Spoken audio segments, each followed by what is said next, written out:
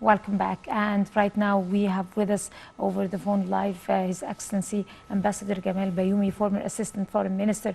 Good morning, Ambassador Bayoumi. Good morning. How are you doing, sir? Fine. Ready for the COP27, inshallah? Oh, since decades. Hopefully, inshallah. Of course, as we all know, that all media outlets are following the preparations, the excellent preparations and the efforts exerted by the government and every institution in the government to be able to bring the best image, which is already existing here in Egypt, to the world about a country that is coping with the new green world, and especially in Sharm el-Sheikh. Lots of things, lots of work is being done. Talk to us about, first let's talk about choosing Egypt as a venue for the summit after Glasgow. This is usual. I am proud that we have a very ancient history with conferences, with diplomacy, which we celebrated in March, 100 years of our new diplomacy. But if you go to history, our diplomacy started 2,000 years before Christ. Also, recently we have we became very important place where you can address the whole world through conferences, whether in Cairo, Alexandria, and Sharm el-Sheikh. And I always give the example that when the President of the United States, President Obama, wanted to talk to the whole Islamic community, 1,400 million inhabitants, he came to Cairo and he addressed the world from Cairo University. When Europe wanted to talk to Africa in the year 2000, they came to Cairo, and we have witnessed 68 presidents in the same conference. So we have the experience and we have the history concerning successful conferences. In this special conference, the task is not easy. We are talking here about something which costs a lot of money if we abide to what we need to our environment. The second problem, that those who are doing bad to our environment are the developed countries, the rich countries, especially in China, United States, and some other countries. And it's a matter of cost. Their industry doesn't want to bear the cost of abiding to what we need to have a better environment.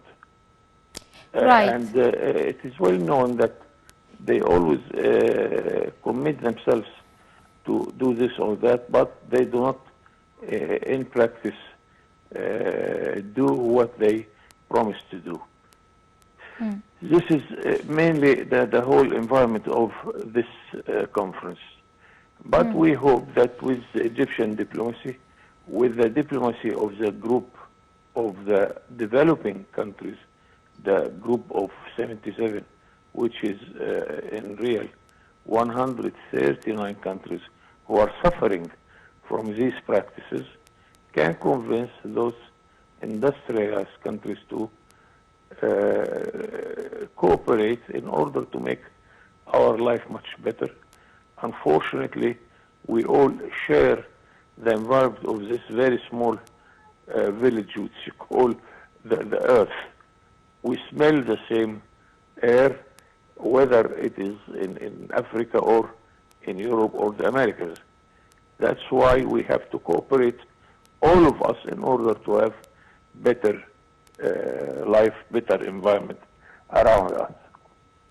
That is no doubt. And also an important thing is that in order to achieve our goals and stand up to the dangers of climate change, we have to set examples and to be role models and to execute rulings and to execute laws, to enforce laws harshly to be able to fulfill what you kindly just mentioned, is that to take precautions and do the right thing in order not to face the hazards of climate change.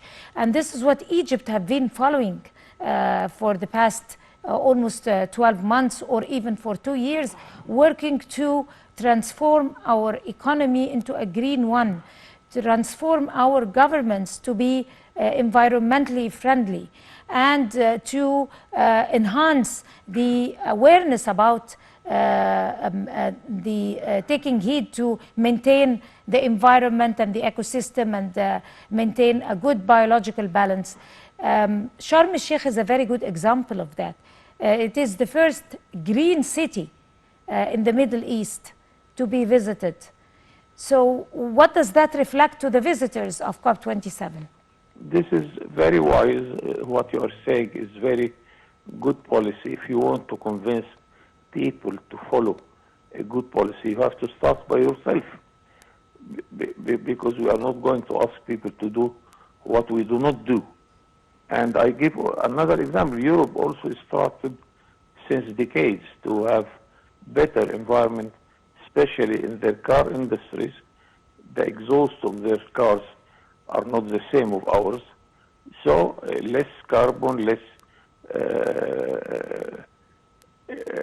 environment which is not acceptable. And you are absolutely right that Sharm el-Sheikh became a sort of example, good example about a city which is abiding to the requirements of a good weather. But it's not enough, unfortunately, because we are a small part of the whole world. So we are doing our best just to give the example that what we are asking others to do, that we started by ourselves. And sorry, not only in Sharm el-Sheikh, but we are trying to do this now in Cairo. We are establishing a whole new capital in order to make Cairo less crowded. We are establishing many new cities to make our environment build on new ways of building cities free of any bad practices against the environment. So it is quite good performance, but unfortunately we are not the cause or the main cause of bad environment. We have to convince those who are doing bad to our environment to follow this example and to do their best to make our life much better. Of course, Ambassador Gamal Bayoumi, Your Excellency, thank you so much talking to The Breakfast Show, and you are a former assistant,